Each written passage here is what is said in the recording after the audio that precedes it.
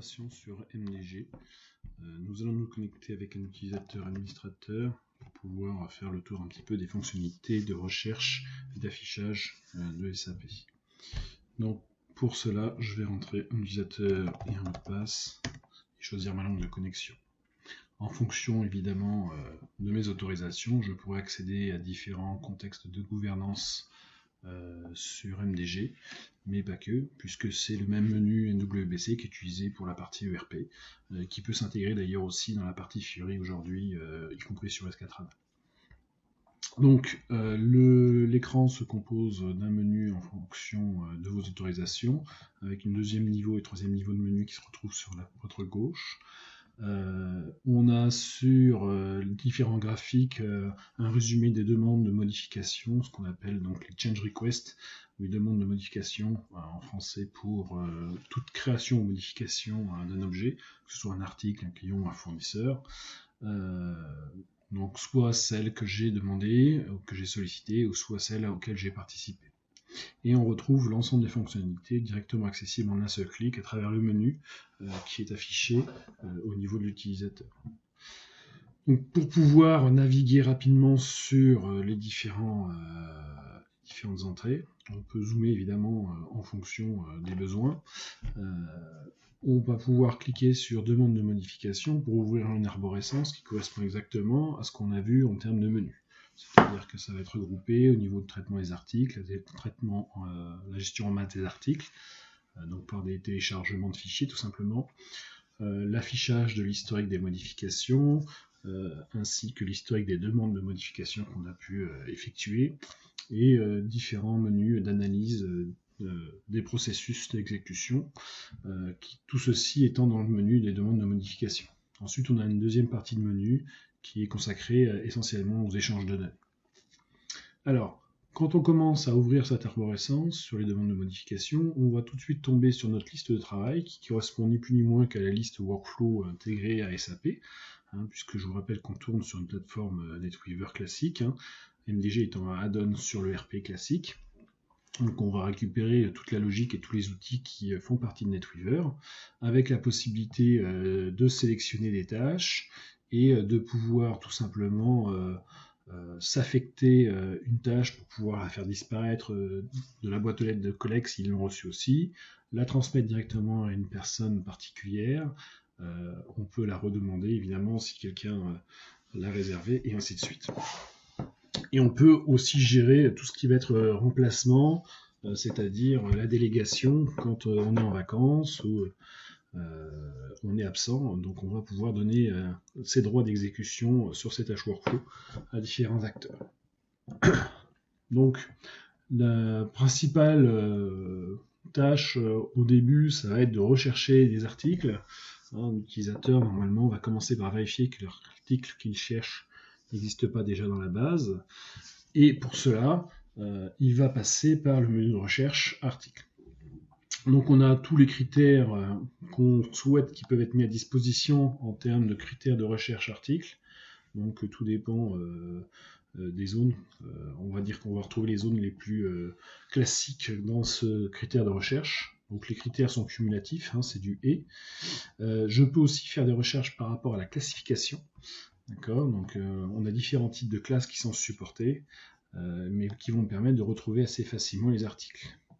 Et enfin, on a un autre ici case à cocher, assez récente, qui est la recherche, ce qu'on appelle flou, qui va permettre de retrouver des articles qui ont des désignations approchantes par rapport à celles qu'on va vouloir rechercher. Donc une petite démonstration s'impose, évidemment. Si je tape peinture, je ne sais pas orthographier correctement peinture ni faire des accords, je vais taper tout simplement peinture bleue. Et ici, le système, de par la recherche floue, va me faire automatiquement une recherche sur des termes approchants, avec des fautes d'orthographe. Il n'est pas regardant par rapport à ça. Donc l'avantage, c'est que je vais pouvoir retrouver très facilement mes articles. Je peux même rajouter le fait que c'est un produit fini, par exemple. Donc j'ai un certain nombre de zones qui sont par défaut automatiquement indexées et qui me permettent de faire des recherches floues un peu comme taper dans du Google. Alors dans la liste de recherche et de résultats, on va avoir plusieurs signalétiques. Donc le petit chrono qui indique que j'ai une demande de modification en cours sur cet article. Et autrement, on va avoir un numéro qui correspond au code article, qui est en bleu, qui va me permettre d'accéder à la version active. Donc on a les deux versions ici qui sont accessibles en un clic, la version en cours de modification et la version active qui correspond à la version de l'ERP en fait. Vous noterez tout en bas qu'on a une version en cours de création. C'est pour ça qu'on a un numéro temporaire qui commence par $1, qui n'est pas définitif, qui est affecté pour des raisons techniques pendant la durée de la création. Donc le petit chrono me permet de naviguer dessus directement. Et bien évidemment, pour chaque ligne sélectionnée, j'ai la possibilité d'accéder à l'historique des modifications, voir le statut de réplication s'il a été distribué vers des systèmes, ou déclencher manuellement la réplication. On a aussi, comme vous pouvez le voir, des outils de modification en masse pour le traitement multiple, des données générales ou des données MRP, vente, des choses comme ça, ainsi que des fonctions de copie qui vont permettre de rapidement dupliquer un article vers un autre. Donc ça, ce sont les principales informations qu'on va retrouver au niveau de la recherche. Si on souhaite affiner, on va pouvoir bien sûr ajouter des critères, et on peut faire des recherches aussi qu'on peut sauvegarder. Donc c'est là que intervient ce petit sélecteur. Si je mets tout simplement un petit nom ici, je vais pouvoir sauvegarder ma recherche et la rappeler quand je veux à travers ce simple secteur. Donc si je cherche les peintures bleues, je peux récupérer les critères de recherche qui avaient été saisis. Donc ici j'ai mes critères plus des critères de caractéristiques. Je vais faire une recherche et je vais retrouver immédiatement les articles qui m'intéressent. D'accord ? Donc c'est quelque chose qui est assez simple à utiliser et qui va me permettre de retrouver assez simplement pour n'importe quel utilisateur les recherches. Alors si on est sur une base ANA, on va avoir d'autres modes de recherche qui seront à disposition, c'est-à-dire qu'on va pouvoir créer des combinaisons de champs pour mettre à disposition nos critères de recherche. Sachant que les critères de recherche, je peux assez simplement en rajouter ou en enlever. D'accord ? Tout à l'heure, on voyait dans le critère de recherche ici qu'on avait 3 zones. Si je clique sur plus, je vais avoir une zone supplémentaire qui va s'ajouter pour pouvoir les chercher par rapport à un statut division, par exemple, ou par rapport au fait qu'il soit ouvert dans une division. Le statut article interdivision. Donc si c'est une zone qui a des sélections, on retrouve ici la liste des valeurs possibles qui sont automatiquement remontées par le système.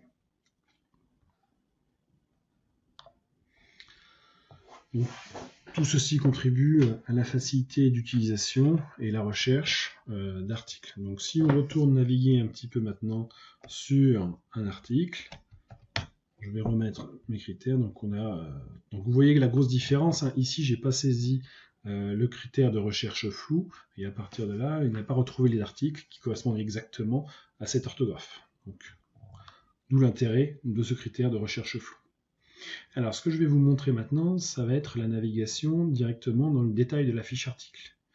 Donc, si je prends, par exemple, cet article, ça va me permettre de vous montrer un petit peu la richesse de ce qui est géré en standard par SAP. Donc, on va retrouver une présentation un petit peu différente de la fiche article telle que vous la connaissez dans SAP, mais avec exactement les mêmes informations. Donc on retrouve tout ce qui est données de base, donc avec les données qu'on reconnaît assez facilement, le type article, l'unité de quantité, etc. Et dans le détail de ces données de base, on va retrouver toutes les autres informations additionnelles qui sont liées, à savoir les descriptions, les dimensions avec les différents EN, les informations liées aux achats si l'article est géré au niveau des achats, les informations demandant au niveau des ventes aussi, de la même manière. Donc la classification qu'on retrouve ici, les textes dans les textes de contrôle, d'achat, notice interne, ainsi que le lien vers les documents DMS.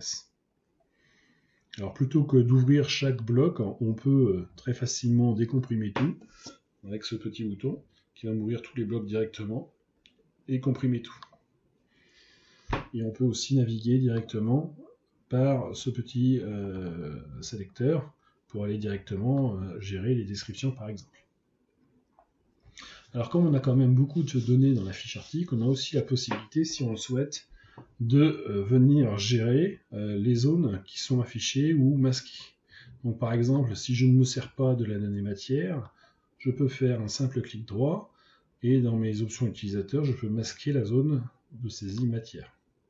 Et automatiquement, la zone sera masquée. Donc évidemment, ce qu'on peut faire au niveau de l'utilisateur, on peut aussi le faire au niveau de l'administrateur. Et je peux à tout moment réinitialiser l'affichage sur le standard.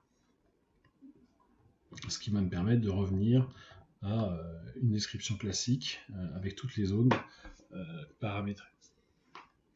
Donc ça, c'est ce qui va me permettre d'aller naviguer dans les zones assez simplement. Et pour passer en modification, il suffit que je sélectionne le petit crayon ici pour passer dans un autre état qui est la demande de modification.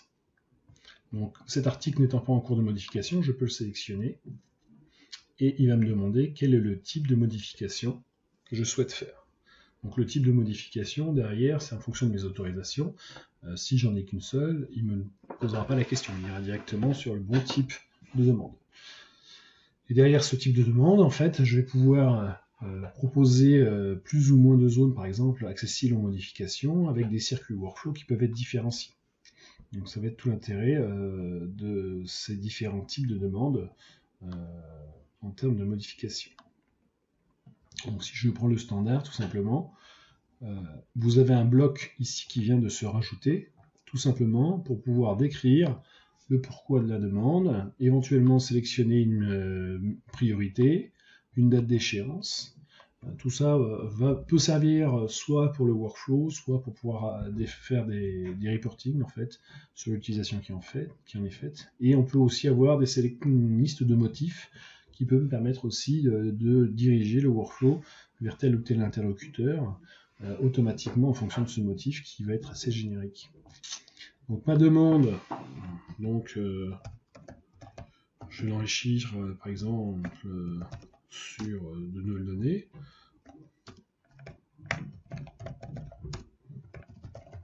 Je vais pouvoir rajouter aussi dans cette en-tête de demande des notes. Donc ça c'est du texte long que je peux taper au kilomètre. Ça me sert aussi à justifier des rejets quand une personne rejette une modification. Et je peux évidemment rattacher des pièces jointes pour pouvoir expliquer ou justifier les modifications. Alors, autre fonctionnalité intéressante dans MDG, quand même très pratique, c'est que si je commence à modifier des données, il va me les mettre en surbrillance. Donc ça va être très pratique pour les utilisateurs par la suite. Ça leur permettra de naviguer ou de voir immédiatement, de manière visuelle, qu'est-ce qui a été modifié. On a d'autres fonctionnalités ici grâce au panneau latéral qui me permettent de voir aussi, dans une forme de tableau, toutes les modifications qui ont été faites au sein de la change request une fois qu'elle a été sauvegardée. D'accord ? Donc le bouton de sauvegarde ici me permet de conserver la demande dans ma boîte et de pouvoir revenir dessus par la suite pour pouvoir l'enrichir, continuer à travailler dessus. La demande va lancer le workflow pour pouvoir passer au demandeur suivant. Donc on a plusieurs ici types de synthèse qui sont possibles pour pouvoir voir où on en est sur les achats, les ventes, la production. On peut voir aussi les documents, images qui auraient pu être attachés directement par ce moyen-là. Alors, le workflow qu'on nous a demandé correspond à quelque chose de plus complexe, puisque c'est une création. Donc ce qu'on va faire, c'est qu'on ne va pas passer trop de temps sur ce schéma de création, et on va revenir sur directement la demande de création à travers le workflow qui sera fait dans la vidéo suivante.